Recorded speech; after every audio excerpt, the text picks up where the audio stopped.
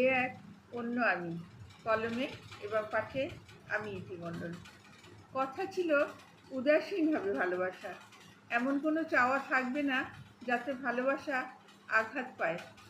কোনো চাওয়া পাওয়া যদিও ভালোবাসাকে বাধা দিতে, আঘাত দিতে, ভেঙে দিতে বা হারিয়ে দিতে পারে না কিছুতেই।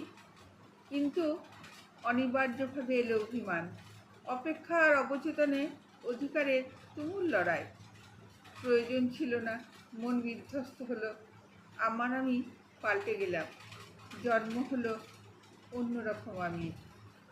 ভালোবাসা প্রবল হলো, প্রতি মুহূর্তে অনুভব করছি ভালোবাসা কাকে বলে।